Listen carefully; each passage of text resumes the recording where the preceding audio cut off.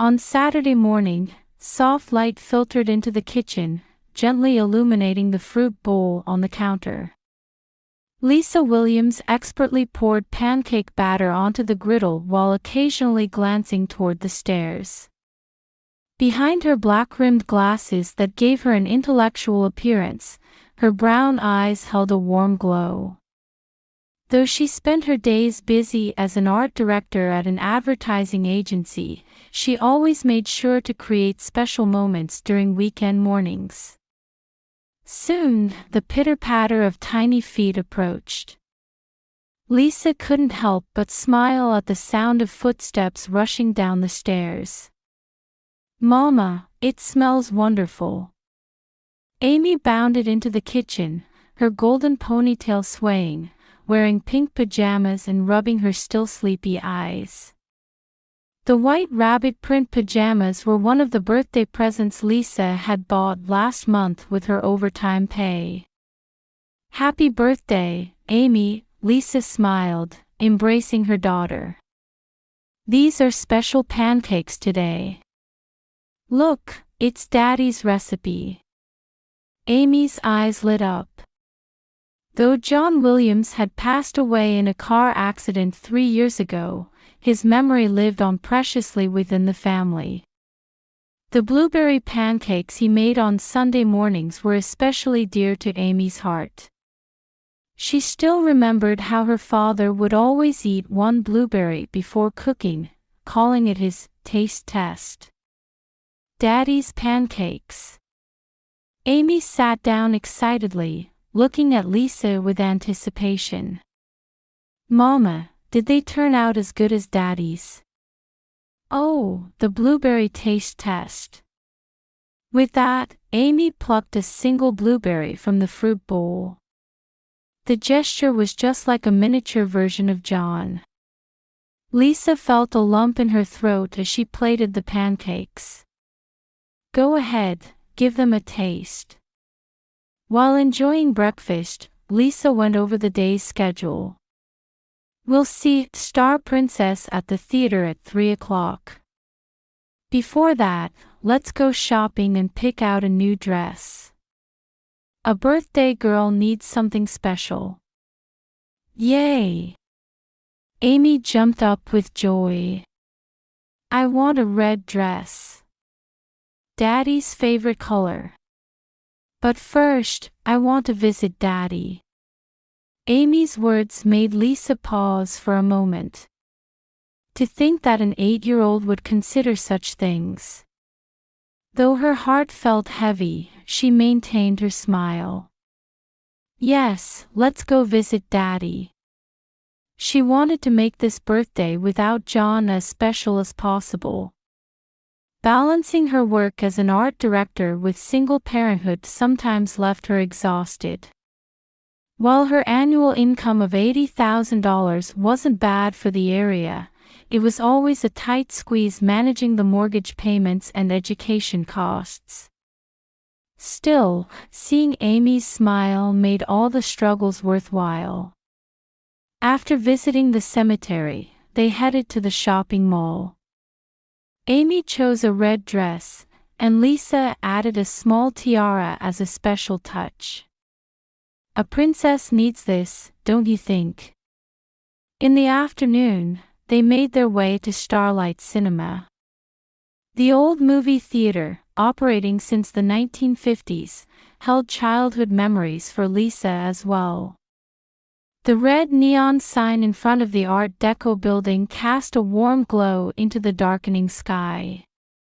"Mama, can we get popcorn?" Amy was drawn to the familiar aroma as soon as they entered the theater lobby.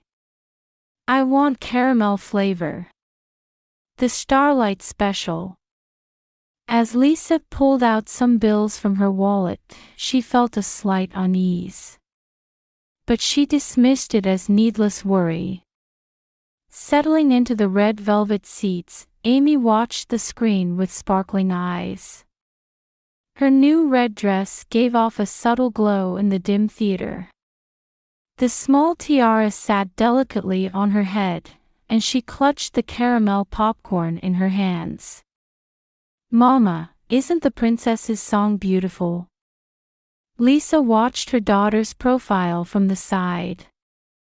The screen's light created a kaleidoscope of colors in Amy's eyes. If John were alive, he would surely have delighted in seeing their daughter's growth. About 40 minutes into the movie, Amy shifted slightly.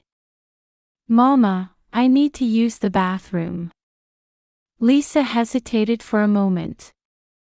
She was actually interested in an important scene coming up in the middle of the movie. But she couldn't expect an 8-year-old to hold it. Can you go by yourself? Lisa asked gently. She had been trying to nurture Amy's independence. They'd been to this theater several times, and Amy knew where the restrooms were. Of course. I'm 8 now. Amy puffed out her chest proudly. All right then, be careful. Come right back. Amy started walking toward the end of the row. Her red dress swayed gently in the dim aisle. As Lisa watched her daughter's retreating figure, she felt an inexplicable spark of anxiety in her chest. 15 minutes passed, and Amy hadn't returned. At first, Lisa tried to focus on the movie, but she grew increasingly restless. This wasn't like Amy at all. The vibrant scenes on the screen no longer held her attention. After 20 minutes, Lisa decided to get up. Apologizing quietly to nearby viewers, she made her way to the aisle. The theater remained dark, with only emergency exit signs casting their red glow. On the way to the restroom, the smell of popcorn wafted from the lobby. What usually brought warmth now felt strangely ominous.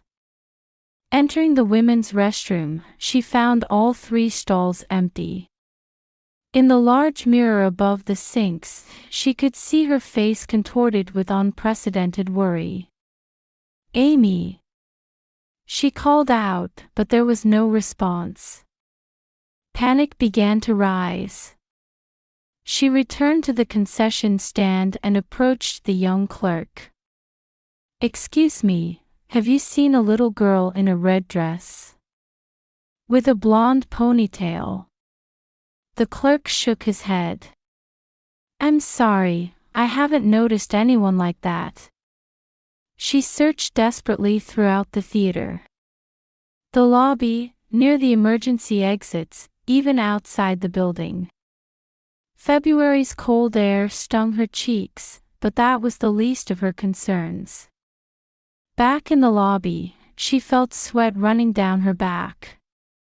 As panic surged, just as she was about to take out her phone, a young female staff member rushed over. Her uniform nameplate read, Sarah. Ma'am. She was breathless. Please come quickly. Something in her tone made Lisa's blood run cold. Yet her feet naturally followed. They opened a door at the end of the theater and proceeded down a narrow hallway. Old movie posters lined the walls. The nostalgic 1950s films that would normally catch her interest were now just part of the background. They stopped in front of the staff room, where an older man who appeared to be the head of security was waiting. Please look quietly. As the man suggested, Lisa peered through a gap in the curtains. In that moment, her entire body froze. The sight before her was utterly unexpected. Amy was indeed there, but she wasn't alone.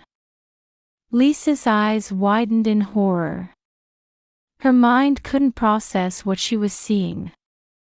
Because sitting next to Amy was her twin sister, Rachel, though she looked drastically different from when Lisa had last seen her 3 years ago. Gone was her intellectual and elegant demeanor, replaced by someone with disheveled short black hair and eyes that held an unsettling gleam. Amy sat quietly in the chair, looking down. She still clutched the caramel popcorn bag. Her red dress glowed painfully bright under the staff room's fluorescent lights. "Rachel." A faint whisper escaped Lisa's lips. But her voice reached no one. Her consciousness felt as if it were being pulled into a deep darkness. "Mommy." Amy's voice broke through the frozen air. She suddenly stood up and tried to run toward Lisa. At that moment, Rachel reflexively tried to grab Amy's arm, but the security guard quickly intervened. "Amy." Mother and daughter embraced tightly. While feeling Amy's body trembling slightly, Lisa examined her child from head to toe, making sure she was unharmed. The red dress was slightly wrinkled, but Amy showed no signs of injury. "It's okay now, everything's all right." Lisa fought back tears as she gently stroked Amy's hair. The tiara was slightly askew but still firmly attached to her golden hair. Head of Security Thomas Brown had immediately called the police. Within minutes, 2 patrol cars arrived at Starlight Cinema's back entrance. A tense atmosphere had already begun to envelope the building. The first to arrive was Detective Sarah Connor from the Hartford Police Department. A woman in her late 40s, she was a veteran investigator with over 20 years of experience in child-related cases. After quickly assessing the situation, she set up the staff room as a temporary interrogation room. "Amy, you must have been scared, right?" Detective Connor spoke gently. "But you were very brave. Can you tell me what happened, little by little?" Amy nodded slightly while tightly holding Lisa's hand. "After I went to the bathroom, I met Auntie," Amy began in a trembling voice. "At first, I was surprised because there was someone who looked just like Mama. But her hair was different. And then Auntie said, 'Amy, I'm your aunt. I'm your Mama's twin sister.'" Amy paused momentarily. "I want to show you a wonderful present before your Mama worries." Lisa caught her breath. Rachel had used such underhanded methods against her own niece. "I knew about my aunt," Amy continued. "I'd seen her in Mama's photo album. But Mama didn't like to talk about her." Detective Connor nodded quietly while taking notes. "What happened next?" "She brought me to the staff room. She said, 'Just wait here, I'll bring your present right away.' But something was wrong with Auntie. Her eyes, they were scary." While taking this testimony, other police officers had begun interrogating Rachel in another room. Though she remained silent, important evidence was being discovered among her possessions. A forged passport, detailed escape routes to Mexico, and in the trunk of her car parked at the back entrance, they even found sleeping pills meant for children. Checking the security footage, a young police officer called out. The screen showed footage near the restrooms. Amy in her red dress heading to the bathroom. Then, 3 minutes later, Rachel emerging from the shadows of the hallway, approaching Amy. As she watched the footage, anger and sadness swirled within Lisa. Her own twin sister. Once as close as best friends. A sister who had been promised a brilliant future as a doctor. How had she fallen so far? "Mrs. Williams," Detective Connor spoke up. "Could you tell us more about your sister?" Lisa sat down with a deep sigh. Amy was already being accompanied by a female officer, drinking hot chocolate at the concession stand. Rachel lost her medical license 2 years ago, Lisa began quietly. There was a serious mistake with patient medication. And then, issues with our father's inheritance. Just as she finished speaking, one of the officers hurriedly entered the room. We've apprehended a man waiting in a car. Mark Jenkins. He's believed to be Rachel Williams's boyfriend. At that moment, sirens wailed outside the theater. The sound of new patrol cars arriving. But to Lisa's ears, it all seemed like events from a distant world. Before her eyes, a family story was unfolding in a direction no one could have predicted. Amy returned to the room and said in a small voice, "We didn't get to finish the movie." That innocent comment brought a smile to Lisa's lips as tears rolled down her cheeks. Music from the movie still played from the nearby screen. A strange intersection of a glamorous princess story and the ugly reality of life. The old Starlight Cinema building had become witness to a new tale. The police completely cordoned off the area around the theater and began a full investigation. More shocking evidence was found in Rachel's car. A ransom note prepared for after the kidnapping. Falsified airline tickets. And evidence of contact with Mexican criminal organizations. The plan had been more meticulously prepared than anyone had imagined. Around 10 p.m., the Starlight Cinema building was still wrapped in commotion. News crews had begun to gather, their camera flashes illuminating the night sky. Blue and red police lights crossed patterns on the Art Deco walls. Looking up at this scene, Lisa felt the weight of everything that had happened tonight. Amy had fallen asleep beside her, exhausted. Her red dress glowed under the theater's exterior lights, shining like a princess's dress from a fairy tale. "Everything's all right now," Lisa whispered while gently stroking the sleeping Amy's head. But she wasn't sure who those words were meant for. In the interrogation room at Hartford Police Department, Rachel Williams sat with an unchanging hard expression under the harsh fluorescent lights. Anyone who knew her from before would be shocked by her transformation. Her carelessly cut black hair was unkempt, with deep shadows under her eyes. No trace remained of the dignified doctor in a white coat she once was.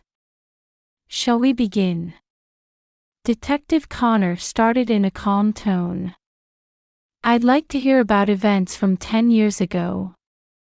Rachel's eyes flickered slightly. It was a rainy autumn day in 2015. The Williams family patriarch, George Williams, had finally lost his long battle with heart disease. His death, as one of Connecticut's leading real estate moguls, made headlines in local newspapers. However, his death left behind an unexpected seed of conflict within the family. "Father loved us equally," Rachel finally spoke, her voice hoarse. But the will was different.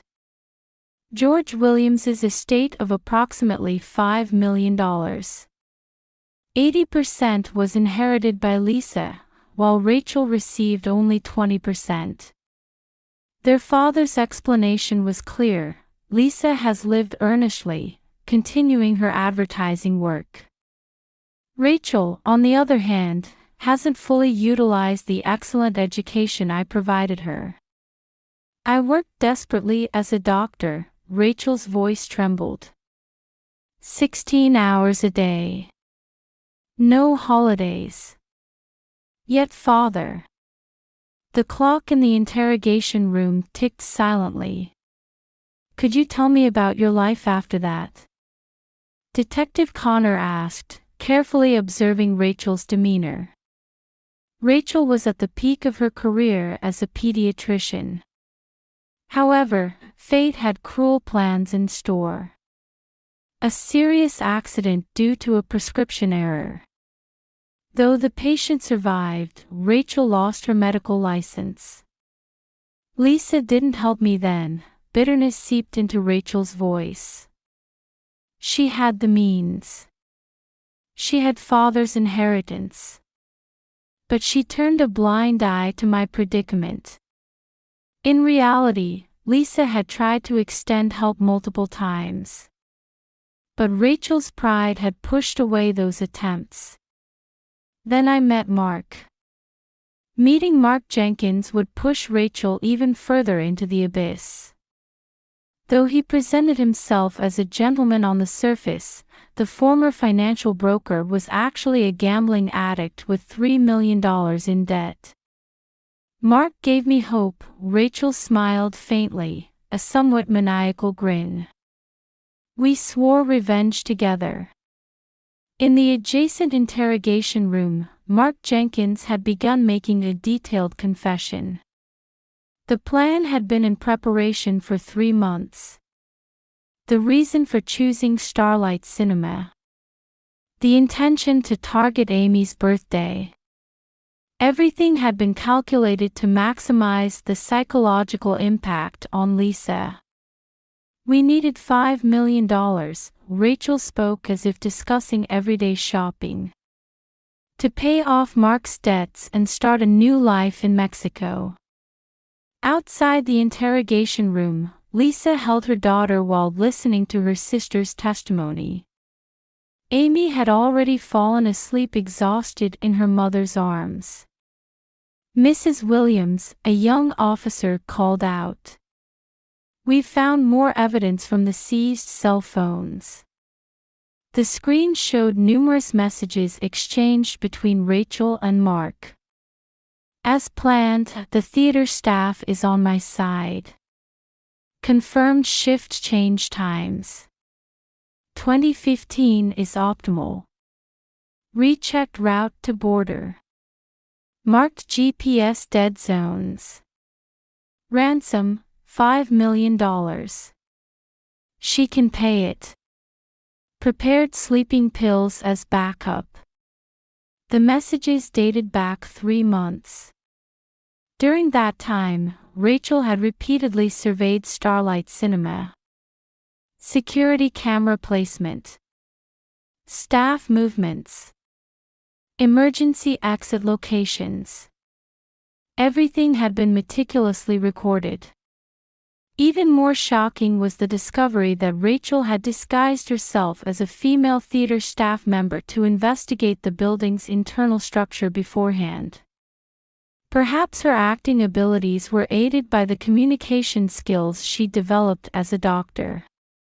It was a perfect plan. Rachel suddenly raised her voice.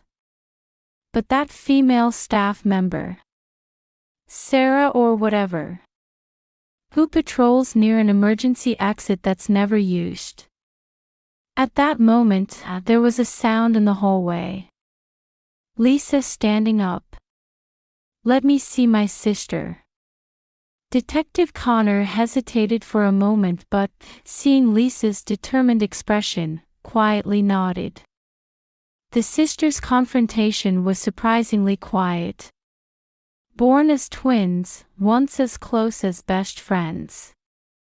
But now, an unbridgeable chasm lay between them. "Why, Rachel?" Lisa's voice was filled with sadness. "Amy is your niece. You wouldn't understand." Rachel stared at her sister with icy eyes. "How it feels to have everything taken away."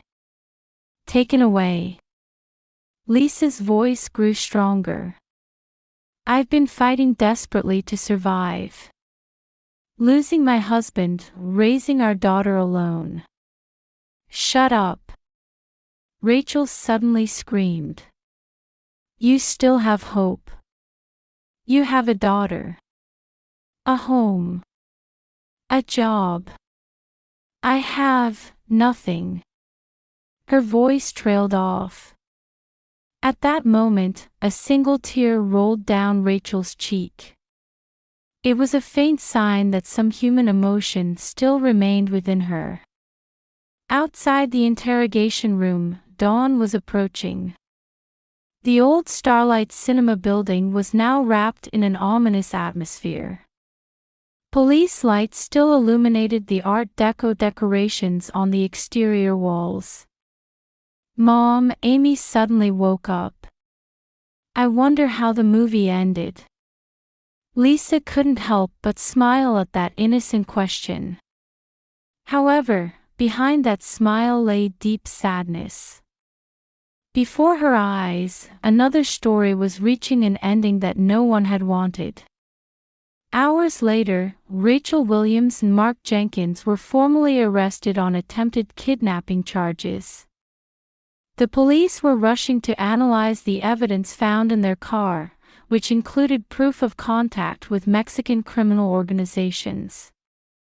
The case was beginning to take on more dangerous implications beyond mere family discord.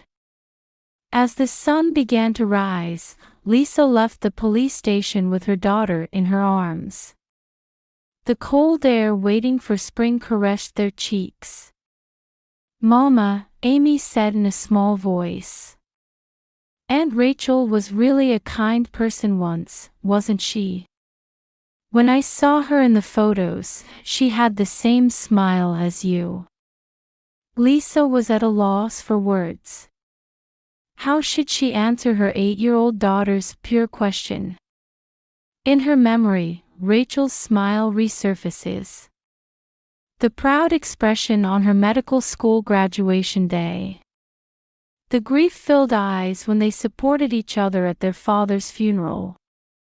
And now, the expression mixed with hatred and regret she saw in the interrogation room. Everything had started with a single choice. The irreparable rift of their father's inheritance. But was that choice truly destiny? Or could everything have been different if someone had made a different decision? July 2025, Connecticut Superior Court. Summer sunlight streamed through the solemn courtroom windows. Rachel Williams, sitting in the defendant's seat, glanced at her sister. Lisa sat in the front row, looking straight ahead. Amy was supposed to arrive after school ended. The court will now pronounce sentence on the defendant, Rachel Williams. The judge's voice resonated through the silent courtroom. 15 years imprisonment. Following that, her accomplice Mark Jenkins received a 20-year sentence. His heavier punishment was due to his proven connections with Mexican criminal organizations. After the sentencing, Rachel was walking down the hallway accompanied by a guard. That's when she heard a voice from behind. "Rachel." Turning around, she saw Lisa standing there. It was their first face-to-face meeting in 5 months. "Come to express your hatred and resentment?" Rachel's voice trembled slightly. "No," Lisa answered quietly. "I heard from your attending physician that you've started treatment for depression." Rachel remained silent, listening to her sister's words. "Remember, when we were children, we used to watch movies at Starlight Cinema all the time, secretly saving our allowance. Watching double features and getting scolded for coming home late." Rachel's expression softened for a moment. "I've decided to buy the theater," Lisa said. Rachel's eyes widened in surprise. "Using part of father's inheritance.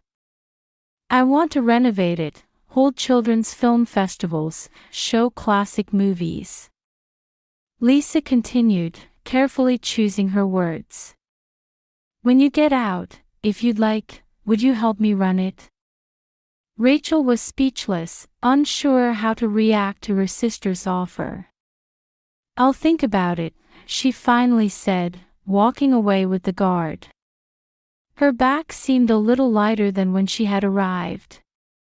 After leaving the courthouse, Lisa headed to Starlight Cinema. Renovation work had already begun. The plan was to update the interior while preserving the 1950s Art Deco style. Mama! Amy came running in her school uniform. Behind her was her teacher, Ms. Brown, who had been keeping an eye on Amy since the incident. "How was the sentencing?" Amy asked worriedly. "Aunt Rachel is going to take a break for a while." And Lisa looked into her daughter's eyes. "This theater is going to be our new place." Amy's eyes sparkled. "Really? Can we watch movies every day?" "Yes, but homework comes first." Lisa gently stroked her daughter's head. That night, after returning from work, Lisa opened an old album. It was filled with various memories of the twin sisters. The two of them arm in arm at graduation. Rachel in her medical school white coat. Their last family photo with their father. Each photograph reflected a happy past. But at the same time, it was time that could never be reclaimed. Lisa sighed deeply as she opened her laptop to review the theater renovation plans. The new design sent by the architect was named Ray of Hope. It expressed the theater's new concept, breathing new life into an old building and creating a place to heal wounded hearts. Lisa hoped that in 15 years, when Rachel completed her sentence, this place would become a new starting point. A month later, a small opening ceremony was held at the renovated Starlight Cinema.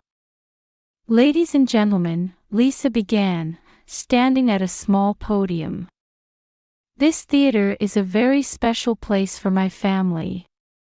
It's a place that has embraced all our memories, both good and painful." In the audience were Sarah, who had shown quick thinking during the incident, and Thomas, the head of security. They had chosen to stay on as new staff members. "From now on, I want to make this a place where all of you can create precious memories." As the speech ended, Charlie Chaplin's Modern Times began playing as the first screening. Amy sat in the new red velvet seat, her eyes shining. That night, Lisa was writing a letter to the prison. "Dear Rachel, today, the theater had its grand reopening. Amy says she's keeping a seat reserved for you." As she wrote the letter, Lisa was thinking. Life shows unexpected turns, just like a movie. But at the same time, it offers chances for new beginnings. Outside the window, Starlight Cinema's new neon sign cast hopeful light into the night sky.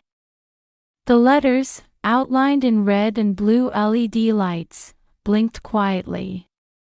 That light seemed to be gradually dispelling the dark shadows of the past, heralding the beginning of a new story. Amy was already asleep. Next week's movie program lay by her pillow. The psychologist had said Amy showed almost no effects from the incident. It was a renewed reminder of children's strong ability to heal from wounds. Lisa faced her computer screen, planning the next project. Family Film Festival. It was a project aimed at repairing damaged family bonds through movies. She was also planning talk sessions with experts. The inheritance their father had left behind once became a cause for tearing the family apart. But now, it was becoming a seed to weave new bonds. At midnight, Lisa stood on the theater's roof. Under the starry sky, city lights twinkled. From somewhere, the theme from Chaplin's Modern Times could be heard. It felt like music announcing the beginning of a new era. Tomorrow would be Amy's new movie day. This time, they would surely be able to watch it until the end.